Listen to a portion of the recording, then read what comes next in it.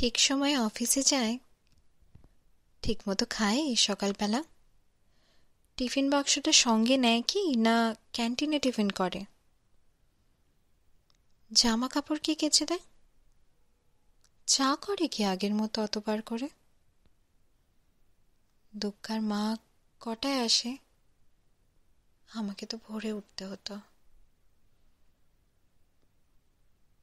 সেই শার্টটা পরে এখনো, সেই ক্যাটক্যাটে নীল রংটা। নিজে তো সব ওই পছন্দ, আমি অলিভ দিয়েছিলাম। কোন রাস্তায় বাড়ি ফেরে? দোকান ঘরের বাঁ পাশ দিয়ে শিব মন্দির। জানলার দিকে দেখতাম রিক্সা এসে থামল। অফিস থেকে বাড়ি আসে নাকি সোজা যায় আড্ডা দিতে? তাসের বন্ধু, ছাই পাশেরও বন্ধুরা সব আসে এখনো।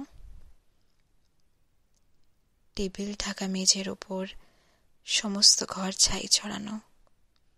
গেলাস কড়ায়, বোতল কড়ায় টলতে টলতে শুতে যাচ্ছে, কিন্তু বোতল ভেঙে আবার পায়ে ঢুকলে রক্তারক্তি। তখন তো আর সেই হুঁশ থাকে না, রাত বেরেতে কে আর দেখবে? কেন ওই ওই মেয়েটা, ওই যে সেই মেয়েটা যার সাথে ঘুরতো তখন? কোন মেয়েটা? সেই মেয়েটা, সেই তো কবেই সরে গেছে। বেশ হয়েছে, উচিত শাস্তি।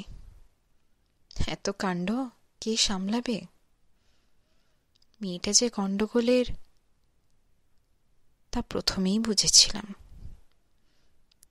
কে তাহলে সঙ্গে আছে? দাদা বৌদি, মা ভাই বোন? তিনকুলে তো কেউ ছিল না, একেবারে একলা এখন। কে তাহলে ভাত বেড়ে দেয়?